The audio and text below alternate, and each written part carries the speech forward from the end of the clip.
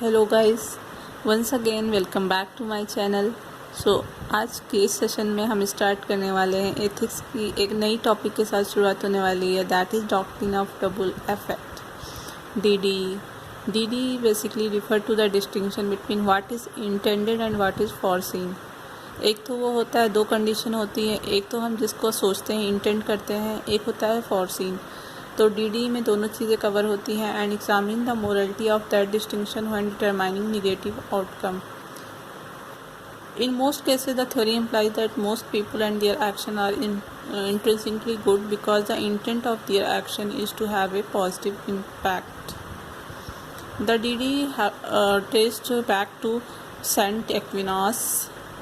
It states that killing one assailant is justified provided one does not intend to kill him.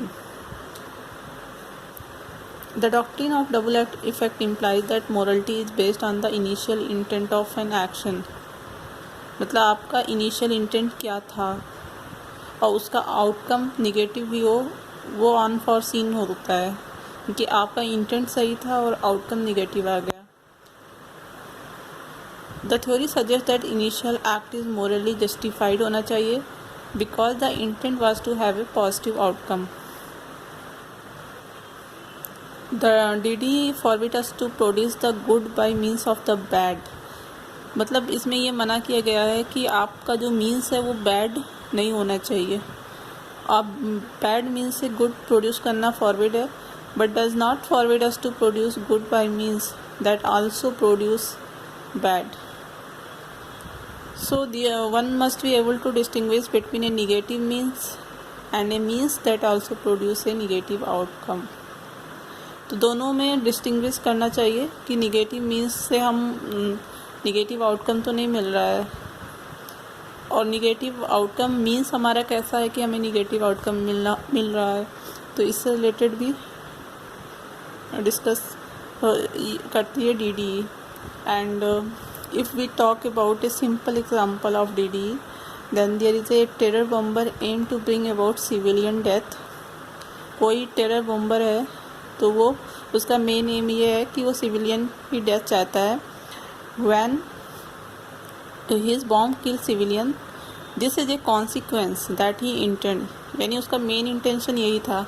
तो जब civilian उससे मारे जाते हैं बॉम्ब से, तो उसका मेन इंटेंट तो यही होता है। जबकि इसमें एक और कंडीशन होगी, उसे फॉरसीन बोलते हैं। While a military tactical bomber है, वो एनिमी को मारना चाह रहा है, while foreseen that bombing such target might का सिविलियन डेथ। मतलब उसमें जो मेन है वो है कि एनिमी को मारना है, इंटेंशन तो ये है, लेकिन फॉरसीन में ये हो सकता है कि सिविलियन की डेथ हो सकती है। When is bomb kill civilian, this is a foreseen. ये फॉरसीन सिचुएशन है कि हाँ, इसमें सिविलियन की डेथ हो सकती है, बट अनइंटेंडेड कॉन्सिक्वेंस है उसके एक्शन का। उसने ये चीज़ इंटेंड नहीं किया था, लेकिन ऑब्वियसली ये हो सकती है, ऐसा फॉरसीन था। Even if it is certain that two bomber will काज, अब दोनों में क्या हो रहा है, कॉमन क्या है कि सिविलियन की डेथ दोनों में हो रही है, लेकिन जो टेरर बॉम्बर है वो इम्परमिसिबल है, यानी ऐसी चीज़ों को परमिशन नहीं दी जाती है जिनका इंटेंट तो क्या है, जिनका इंटेंट ही गलत है कि उनको सिविलियन की डेथ करना। लेकिन अगर जो फॉरसीन हो रहा है वहाँ पे परमिसिबल है। That is if we talk about military tactical bomber, that is permissible। And if we take another example, like when a doctor provide pain medication to a terminally ill patient, suppose that कोई बहुत ज़्यादा बीमार है और उसको pain relief के लिए doctor pen medication देता है, और पेन मेडिकेशन का निगेटिव आउटकम भी सबको पता होता है। तो निगेटिव आउटकम होने के बाद भी वो पर्सन उसको ले रहा है, क्योंकि एक इसमें यह है कि उसकी लाइफ एक्सपेक्टेंसी डिक्रीज़ हो रही है, लेकिन उसका पेन रिलीफ हो रहा है।